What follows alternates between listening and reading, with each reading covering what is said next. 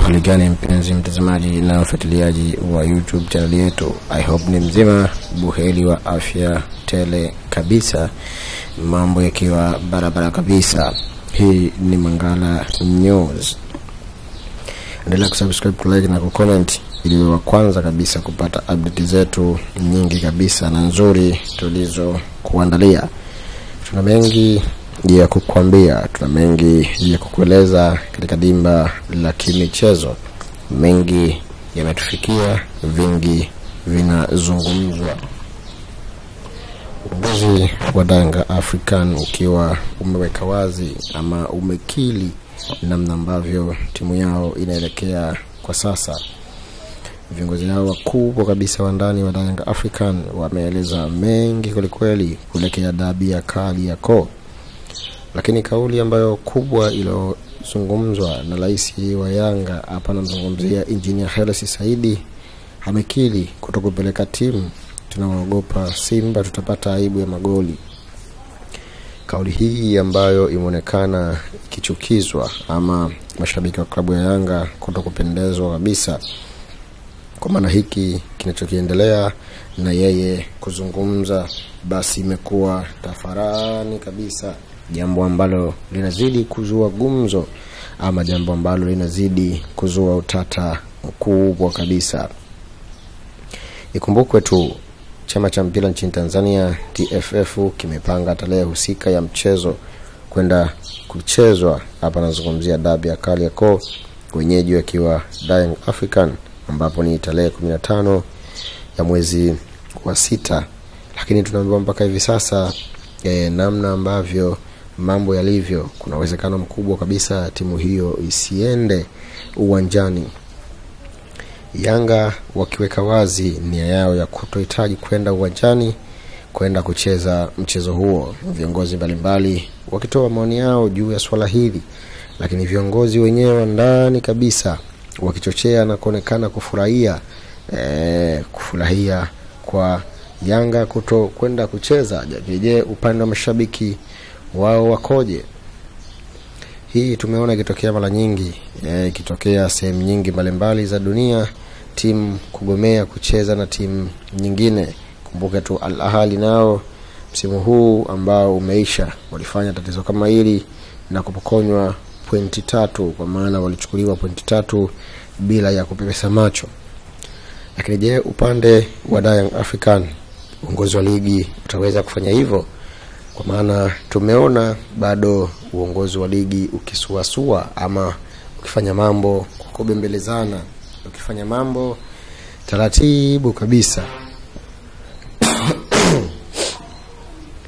Haya yote yanapelekea mpira wetu kuzorota ama mpira wetu kwenda pasipokuwa na uweledi sahihi.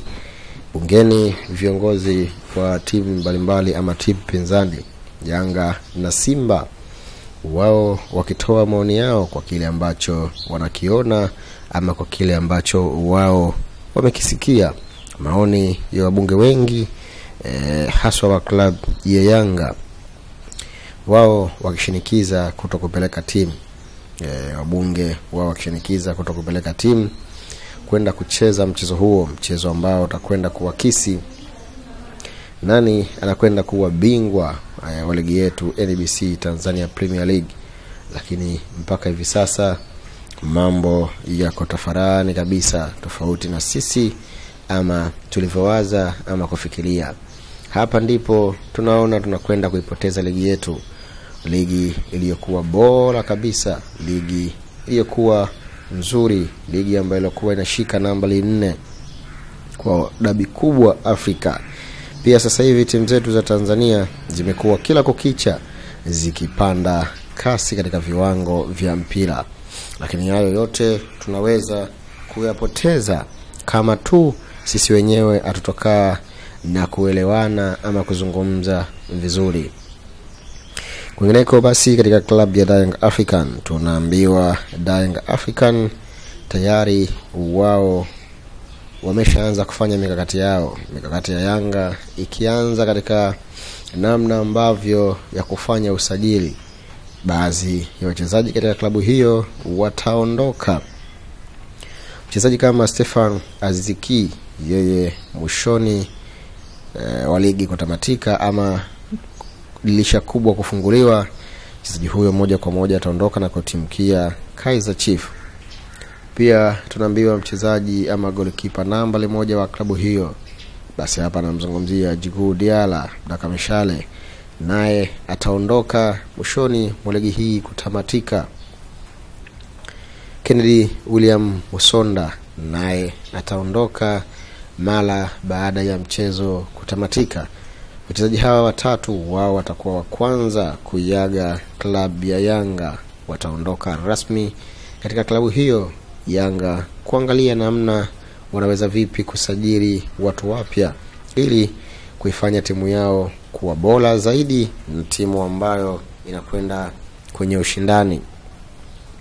Tukumbuke tu Yanga kama wataendelea kwa hivi, kwa maana watapata zile nafasi kubwa ya kwenda kucheza klabu bingwa barani Afrika. So lazima ujipange, lazima uwe na timu ambayo itakuwa imara kabisa na bora, ambayo itakwenda kukupa matokeo, itakwenda kufanya mambo makubwa kweli.